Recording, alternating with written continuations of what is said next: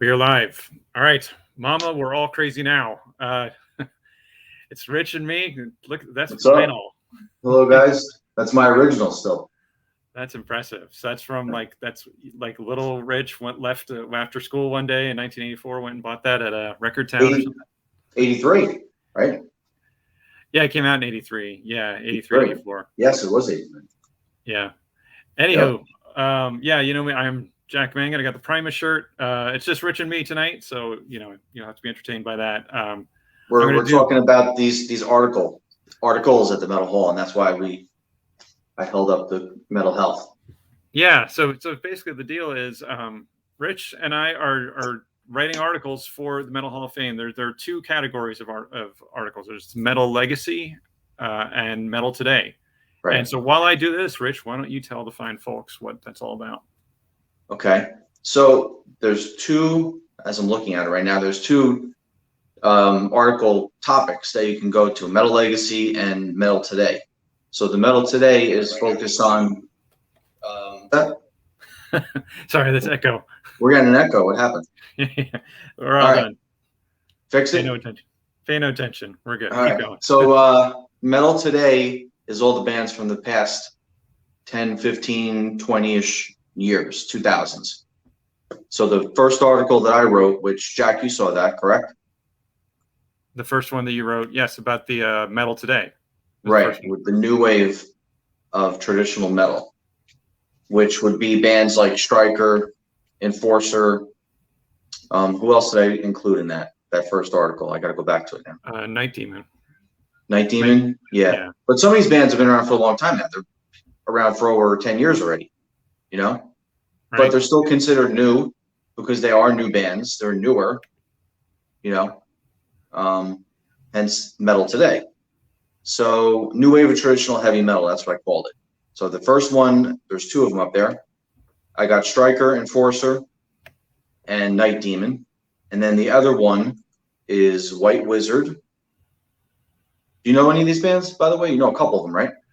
Oh, yeah. No, I know all of them. White Wizard, that album, their last album blew me away. It's great stuff. Skullfist, White Wizard, Cauldron, and Holy Grail was the other article. That was part two. So this place, this topic is where we'd like to introduce everybody to these bands if you've never heard of them. And they're carrying on music for today. So this topic was the new wave of traditional heavy metal. So this sticks within those bands like Maiden, Priest, you know, Dio, Sabbath, Accept, Scorpions, all the traditional metal. So these guys are carrying on that sound and those stylings. A lot from the new wave of British heavy metal too. You know, Saxon, bands like that. Right. Yeah. I mean, just put a fine point on it. Basically, the Metal Legacy is about stuff that's probably older than 15 years ago. Probably, you know, think the foundational stuff, the roots of metal, and then Metal Today is Rich and I. That's a torch that we both carry. It's a crusade we both are pursuing. We want to make sure that people know about. There's great metal being made today.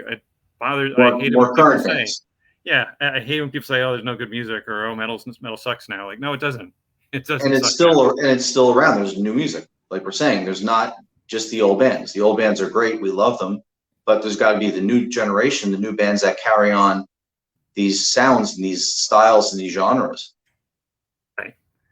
So so go to the Metal Hall of Fame website, metalhalloffame.org, and then under news, there's Metal Legacy and Metal Today.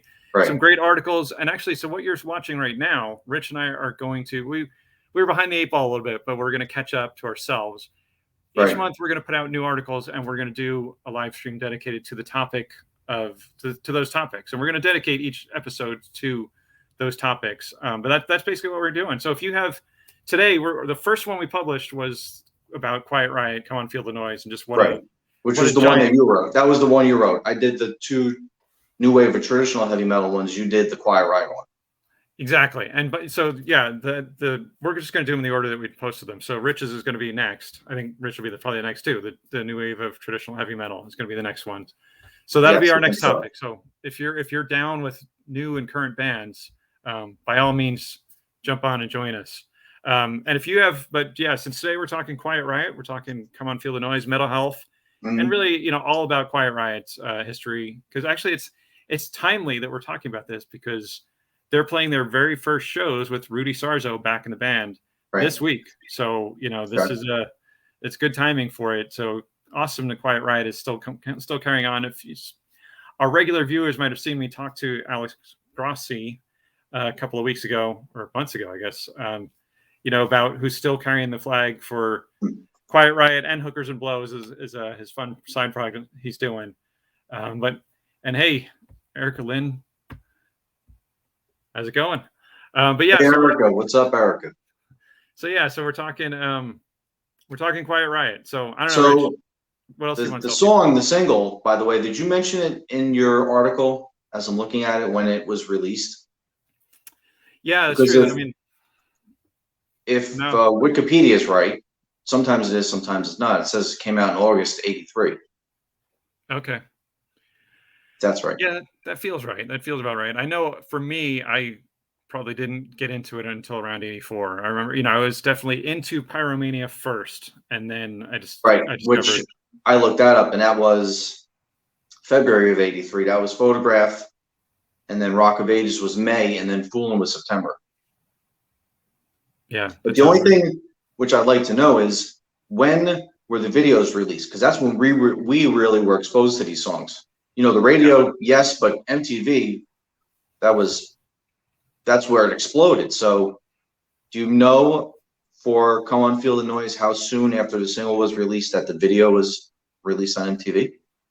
I don't know. Actually, if any of our viewers know when those videos were released, because that was a big deal. Rich is totally right. Although I'll take you guys back. This is a little bit of a New York area thing, so bear with me if you didn't grow up in the New York area. Z100 was totally the pop station. They played top 40, that's about it.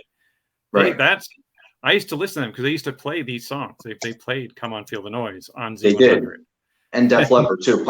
Photograph and Rock of Ages, I want to say. Yeah, and probably Fool too. And Bon Jovi, "Runaway," because that was a pretty good hit for them too, before they really exploded with "Living on a Prayer" and "You Give Love a Bad Name." Right. So that was a big hit too in '84. I mean, I eventually gravitated away from Z100 more to actually still New York area. Talking about WSOU is my mainstay for years. It's a local metal station. But anyway, I digress. Quiet Riot, man. It was one of the only metal songs in history to hit the Billboard #1. It's a monster. It's almost hard to explain because it wasn't even their song. It was a song that had been around for a long time. Cover. Yeah, it's a cover. Of course, I mean, if you know anything at all, it's a Slade cover. Right. And Slade's version is good. I mean, the Quiet Riot version is superior, but the Slade version is good. It is. So it's kind of a phenomenon that, I think it was probably just timing. It just hit at the right time. Metal, and Rich hates the term, me too, but hair metal was kind of in its infancy. The ball was rolling to get to that commercial metal. Right. A couple of years later, metal was all over the top of the charts. You had Poison and Bon Jovi. We got to think now, though. At '83 into '84, there was Pyromania, which was '83. There was Stay Hungry in '84, which was We're Not Gonna Take It and I Want to Rock, which was huge. Right. The Quiet Riot, the Bon Jovi song for Runaway, and then there was somebody else. Motley Crue, Looks That Kill. Yeah, Motley Crue. Right. That was also another big video, which was, I got to look up the date. That was '83 or '84 when that came out. That was definitely after. I'm almost positive Shout at the Devil was 1984. It's not too far after, though. It's got to be within a year. Yeah. And that was huge. Again, those bands they just opened it up for heavy metal to come in, to go with the radio and everything else. Right. Yep. And I'll argue that bands like Night Ranger and Styx, who were never heavy metal, were still bringing hard rocking sounds. That's a great call. Yes, Night Ranger. You can still rock in America, and Don't Tell Me You Love Me. Right. And Sister Christian, of course, even though it's not a metal song, it's still power ballad. Yeah. The power ballad. Looks Like Kill was '84. Yeah, that sounds so right. It was within a year. Motley Crue and Twisted Sister got hits with Looks That Kill, Too Young to Fall in Love, and We're Not Gonna Take It, and I Want to Rock. As JJ French said, name drop because we had him on about 2 weeks ago. As JJ French pointed out, that's those two Twisted Sister songs are, I think, are the most licensed metal songs of all time. We're Not Gonna Take It. Huge. They absolutely, you couldn't turn on MTV without seeing, Dee Snider's face plastered across your screen. So, but yeah, Quiet Riot, I think, were instrumental in they paved the way with Come On, because they had the #1 album. They did pave the way. And you know, it's funny because Metal Health, the song Metal Health, Bang Your Head was a big hit, but it was nowhere near this, and nothing else in the album was like it's a good album, don't get me wrong, but there's no other single, there's no other giant piece of music on that album. I can listen to that album straight through, but yeah, same here. The only 2 hits, that's why I mean they've been called a one-hit wonder, which is bull, because it is. But they've been called a one-hit wonder because Come On, Feel the Noize was such a giant, and you know, Bang Your Head. Some people look at it as like as a novelty. It's a metal anthem. Maybe it's not. Maybe it's not considered, you know, a hit amongst, you know, commercial rock singles, maybe. But for headbangers and metalheads, you know, that's a hit single. That's an anthem.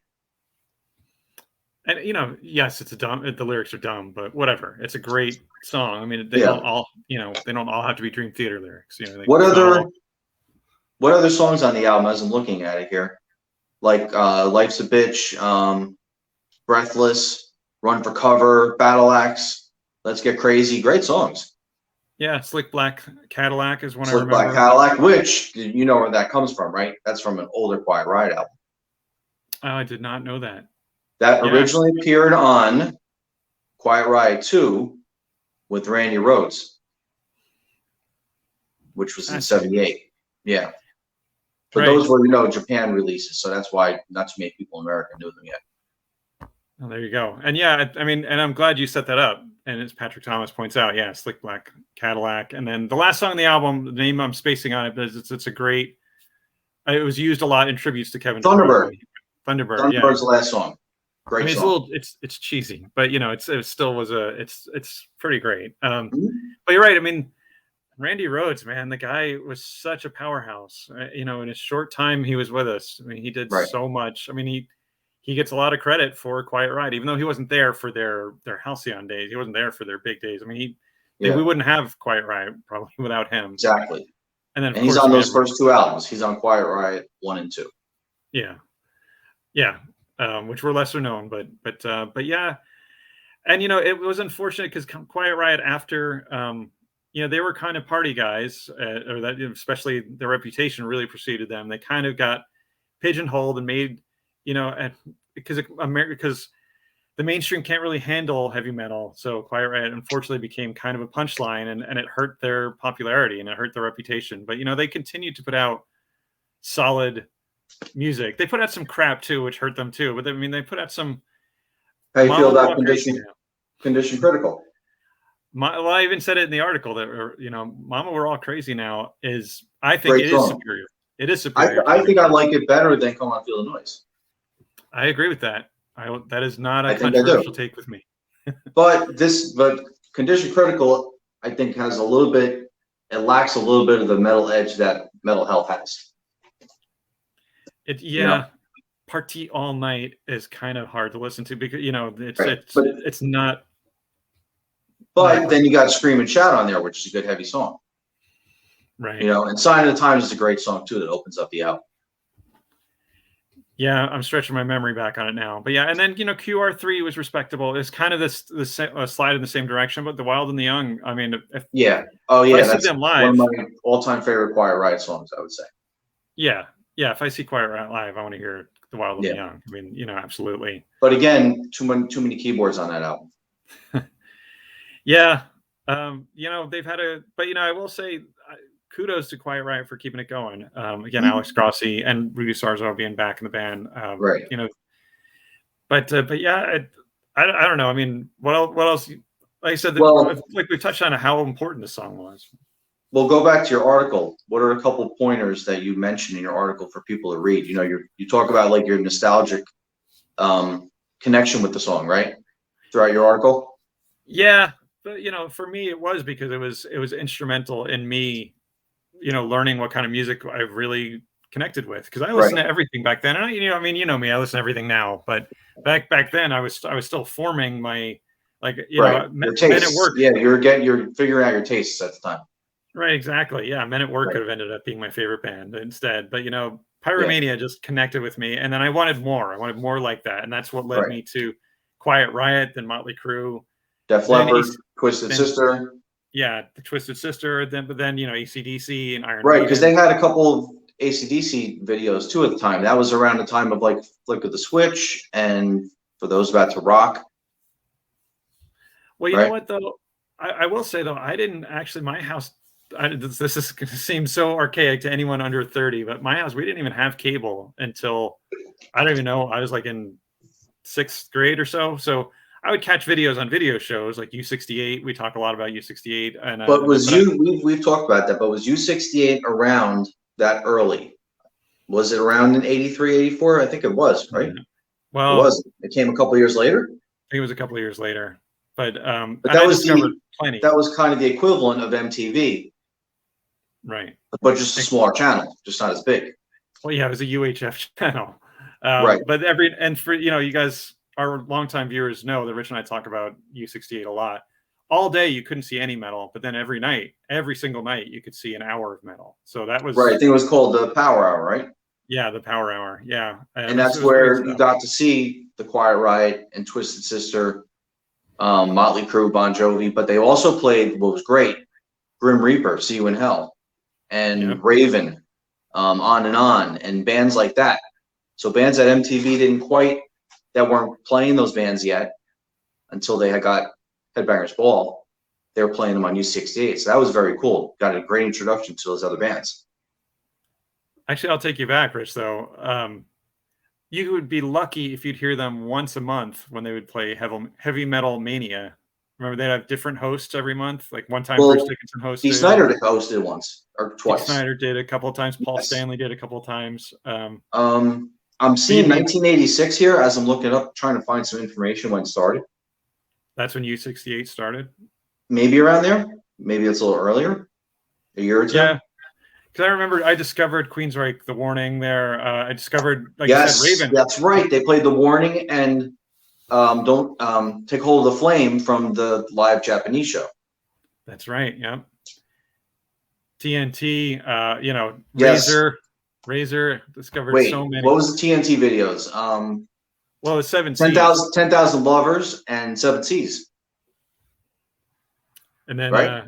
Well, yeah, 7 Seas is what I discovered. That's what made me a TNT fan. Razor, Exciter, Thor. Thor, that's right. Yeah. There's a lot of these bands I would have never, because even WSIU wasn't really hip to all of them. Yeah, it's hard for me to find the history of this channel, but it was around that time. 85, 86, maybe 84, 85. Right. But yeah, Patrick Thomas is agreeing with us. Yeah, I mean, he says at 13 years old, just forming musical taste. Come on, Feel the Noize certainly opened the doors. And then 2 stations out of Connecticut jumped on the bandwagon early with the genre. So, Patrick, were they YNT he brings up too. But we're yes, YNT. Oh my God, the song off of Meat Street. That was the video. I remember Summertime Girls and Summertime Girls. That came later though, a couple years later. And I remember actually as like 11-year-old kid watching that Crocus video with the girl in the shower. That was Screaming in the Night? No, it wasn't Screaming in the Night. What was the one with the video? It was just Midnight Maniac? No. I don't remember the name. Ballroom Blitz. Yeah, it was from the Ballroom Blitz album. They would play that video too. They played the Ballroom Blitz video. I don't remember. They played them early too. Screaming in the Night. Remember that song was a hit? Yeah, that's an amazing song. That's this time period too, 83. Yeah. No, and yeah, Patrick Thomas is chiming in. Yeah, Midnight Maniac, because the song with the girl in the shower was more of like it wasn't a ballad, but it was a little bit more of a down tempo song. It was a little more like I don't remember it. And you know who's another band too? That's this time period? Wasp. Yeah. First album, 83, 84. I Want to Be Somebody in Love Machine. In fact, spoiler. Yeah. I mean, those first 2 Wasp albums. I mean, those aren't the only 2 good ones, but that was that time period. No. Yeah, and especially Blind in Texas and Wild Child were really played a lot. Yeah, I think even MTV even played those. So I think even they would occasionally throw us a bone and play those. The first Wasp was 84. Oh, wow. So that time period, 83, 84. Right. But again, bringing it back home. So, I mean, but what's also funny is that Slade were active. They had the song Run, Runaway was Yes. it was even being played on some metal channels, which I would say it's not a metal song. No, it's a great song. It's a really good song. Slade are a great band. I mean, they have a lot of good songs. Yep. I've Yeah. recently gone back and checked out some of their stuff, and they got a lot of good, catchy songs. Yeah, definitely. Their big hits from the 70s were really good. And, you know, again, they're Come On, Feel the Noise. Now, according to the research I did, and I said this in the article, you know, Slade were like kind of lukewarm about the reception the Quiet Riot got. I don't know if, like, they weren't. I mean, I'm sure they were happy to get the money. I'm sure they were happy to get those residual checks. But they, you know, they didn't have like this enthusiastic response to it, at least not in the press and publicly. Right. One other thing I remember about Come On, Feel the Noise that I found is that Quiet Riot, the guys were kind of talked into doing it. They didn't even want to do it. They're like, I remember hearing about that. Yeah. So Frankie Banali said, like, yeah, we just didn't care. We just went in the studio and we just banged out this song in like one take. I'm like, all right, there you go. We did your stupid song for you. And then it became, you know, a monster. But, you know, and that's part of, and actually, again, I feel privileged I got to talk to Alex Grossi about it. Cause, you know, a lot of what I want to say about the popularity of that song, all four guys were great, but Kevin DuBrow was really a great talent. He was amazing. And a unique voice too. Yeah, a great, unique voice. Obnoxious, but I don't mean that as an insult. I mean, that's who he was. That's what he brought, and it worked. You could not pay attention to him. You couldn't ignore him. Right. And he just sounded live, even on the album. Like he didn't sound like he was all processed and all that stuff. But yeah, Patrick Thomas does bring up another band that. And Right Out of the Cellar, yes. Yeah, but you're right. I mean, we could rattle off these bands all day. See, we're always forgetting somebody. You can't. Well, that was another one, huge one. Wait, I got to look that up now. That was another huge album. Round and Round was huge. Yeah, the Round and Round video. Well, because Milton Berle was in it, so they played. MTV actually would play that one. They played it all the time. But was that before or after Come On, Feel the Noise was a success? That's the question. Let me see. It feels like it's after. No, that's after 84. So it's within that year too. So Twisted Sister, Def Leppard, Quiet Riot, Wasp, Bon Jovi, Def Leppard. Who else? Who did I miss? Dokken too. Yes. Dokken was around then, and of course, actually. Wow.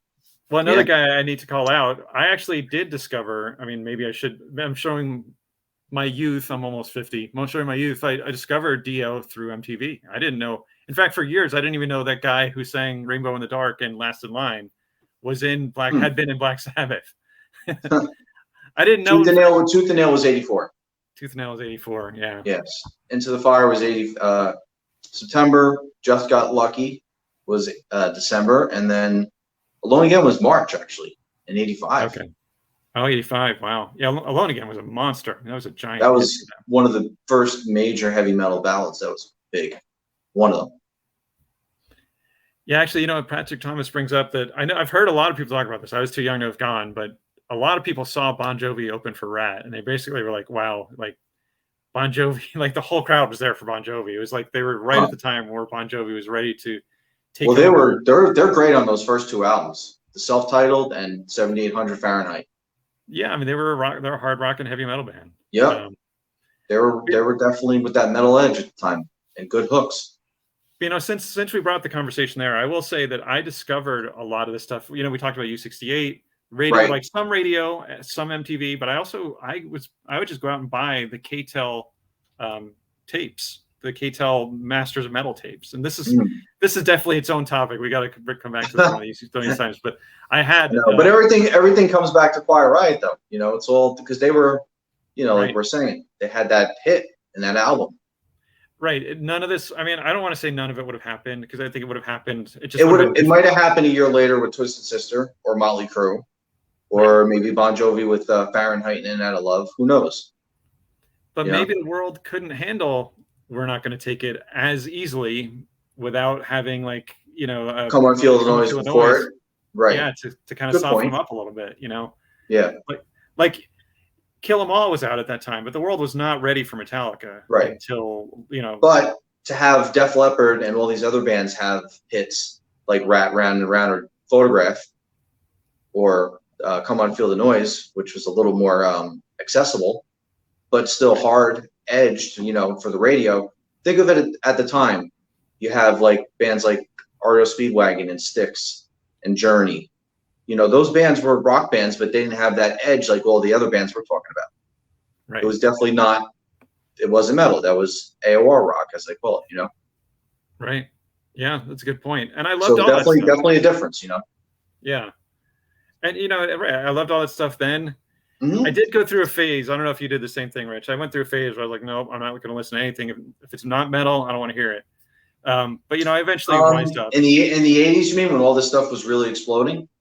Yeah, 80s, 90s. There's a time where I was like, nope, I don't want to hear the Police or Men at Work. 80s, I was pretty full on, you know, metal, but everything, it was metal from everything from Motley Crue and Poison up to Maiden and Priest, and then Halloween and Gravedigger and Metallica and Overkill. You know, I ran the whole spectrum of metal at that time.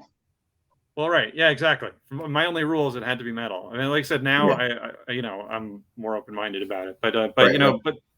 but you know, you miss out. I've seen Journey. I saw Journey about 5 years ago. I loved it. Great show. I mean, you know, you miss out if you're not, you know. Well, there's a lot of those AOR bands like Journey and Styx and Boston and Kansas and Foreigner and all those bands. That melody is in all these kind of bands all the time, every song, you know. And it might be harder guitars, you know, more, you know, heavier vocals, you know, a couple screams here and there, that kind of stuff. But it's still, when it comes down to the hook, it's still the hook and the melody, and you can still sing it, you know. Right. No, yeah, absolutely, yeah. And I was going to point out also, there's a little bit of a Prague crossover. You know, Journey were a Prague band when they started, and then you know, Saga. Remember Saga? Like, and, Saga was awesome. Yeah, they basically were a Prog band who had you know, On the Loose was a massive. Actually, it wasn't even that massive. It was a great song, but but you know, we've totally gone off the rails. We went from Quiet Riot to everybody else. Right. Well, you're right. Let's bring it back in. Yeah, let's go back to the other articles that we should mention before we finish, about the ones that we still have up there for people to check out. That'll be future topics. All right. Well, yeah. Well, why don't you give your closing thoughts on Come On, Feel the Noize, and then then we'll talk about what's coming up. I think we said it all. We said so much. I mean, I have the vinyl here. I still have the vinyl here, so it's so very important to me. It always will be. Yeah. Yeah. Oh, and I think just looking at my article really quickly. Yeah, I actually forgot it. Then I wrote. That's a very well written article, by the way. Everybody should check it out. Oh. Jack's very thorough and very good. I think actually just to place it in the time, I got one more comment, then we'll talk about what's coming up. That was one of my 12 tapes for a penny from Columbia House. Oh, cool. I think I still owe them for that, actually. But so your next one that you did was in September, which was Rime of the Ancient Firebird. Yeah. So talking about Iron Maiden's Rime of the Ancient Mariner. Yeah, basically, yeah. I talked about you know, that one's actually a pretty personal one to me, but I'm looking forward to talking about it. Right. It's about, you know, my parents were split. It says many 80s kids. So growing up and what that song did for you at the time. That's great. Yeah. Well, and you know, my dad said, hey, bring a tape along. So I brought the tape when I went to hang out with him on one Sunday, and we listened to that album. So that's what that's all about. It's about just a good memory of connecting with my dad over that. And then for the rest of Metal Legacy, the next one also is mine in Metal Legacy. There's Heavy as Lead, an open letter to Led Zeppelin, which is basically, it's tongue-in-cheek, but it's basically arguing that Led Zeppelin shouldn't reject the metal label. Right. I agree. There were a lot of things. I'm not going to say that they were only heavy metal, but they shouldn't reject it. They had metal moments, absolutely, and they had that sound at the time in the 70s that the other bands that were in the family were like that. They were hard rock, but they had more to them, like Deep Purple and Alice Cooper and Kiss and Uriah Heep, you know? It wasn't just regular rock. It was a little bit more metal to it. It was metal at the time. What was that hard and heavy at the time in the 70s? Nothing, right? Right. Yeah, and I actually, Rich influenced because Rich and I were talking about it before I published it, and he made that point, which I actually hadn't even made. It's like, at that time, there was almost nothing heavier. I mean, Sabbath, Alice Cooper was out, but he wasn't that heavy. And he did over the course of the records in the 70s, he got a little bit heavier, yeah. Yeah. But yeah, I mean, arguably only Purple and Sabbath were heavier than Zeppelin in the 70s. And then, so the last one for Metal Legacy is Rich's one, the power metal, the Germans, where he talks about Halloween, Gravedigger, and Running Wild. The importance of those bands when they start getting inducted. So the first three were Halloween, Gravedigger, and Running Wild, of course, because basically, you know, Halloween created power metal, as you know. You're also a very big Halloween fan. And Gravedigger and Running Wild also were out at the same time, even though when they started out, they were more of a speed metal band, which they were. Running Wild did the pirate thing for Under Jolly Roger in '87, you know, and then Gravedigger did more the power metal thing in the '90s. But still, their history goes back to the beginning of the '80s with Halloween. So their importance is really important for being inducted at some point, I would say. I agree 100%. But you know, your point about the article also is that these were the German bands. I saw some people made comments about other German bands, but it's like, well, which I didn't forget about them because I put them in the article. I just mentioned these three because I thought they were. I just wanted to start off with those three, especially Halloween. They're the most important. Absolutely. And the other ones were Destruction, Creator, and Sodom, of course, from the thrash. And then the other three, more traditional metal as well, or if you want to call them power metal, I guess they're traditional metal, would be Warlock, which was Doro's first band. Right. Rage, who started out speed metal and then they evolved and they became more power metal. They even did orchestral things. So they really did some interesting things too. And then the band Sinner, which was Matt Sinner's band before he started Primal Fear in the 90s. So they've been around since like 82, 83 as well. So other bands that, you know, I'll talk about in the you know, future article and see what people think about their consideration. Right, absolutely. Yeah, and as we discussed, of course, there's the two biggest German heavy metal bands of all time, or Scorpions, and their offshoots. I mean, Michael Schenker and Uli as well, and then of course Accept, or Scorpions and Accept. But we were talking about that being its own article because everybody knows those names anyway, so they would be obvious choices. You know, you don't have to do an article about them. I don't know. We'll see. But everybody knows them. That's an obvious pick. You know. You're right. And then the last two articles these are all articles we're going to talk about in the future. There's also Rich is actually for the Metal Today category. We've got a couple more things coming there, but right now we have Rich did two articles, which we touched on already. The start of this is the new wave of traditional heavy metal. Traditional heavy metal, part 1 and 2.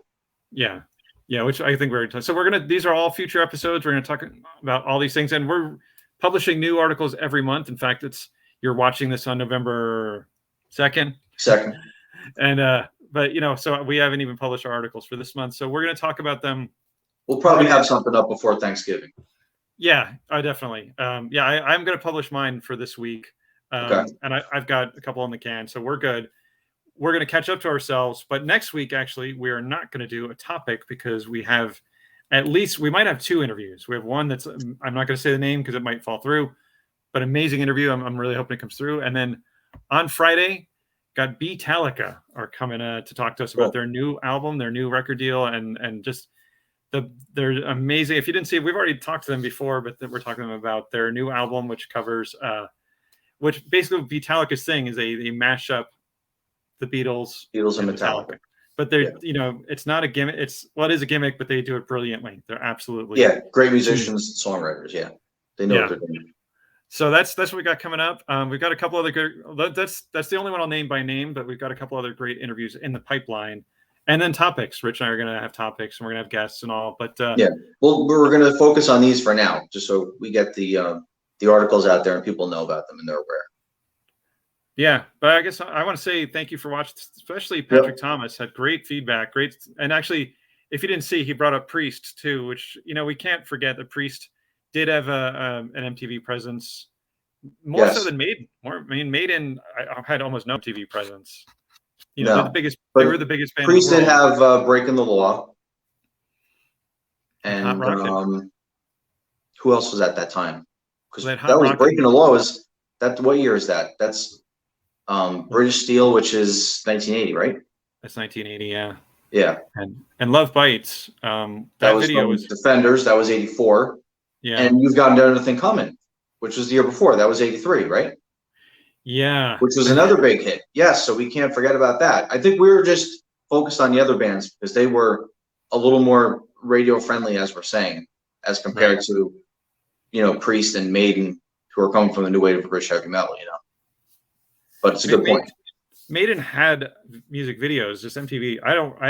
I remember catching, I don't know why, I can't remember my name sometimes, but I don't know why I remember. I caught The Trooper once, just in general rotation on MTV. Yeah. But otherwise, that's it. Like, they never, ever played Maiden, but they did play Priest once in a while. You could catch it. They did, because they played AC/DC once in a while. They played, like, Flick of the Switch and For Those About to Rock. And was there any videos from Back in Black? I don't remember. Well, eventually they did You Shook Me All Night Long, but not... That's right. That was later. I don't remember ever seeing AC/DC until later, until, like, kind of after they're done.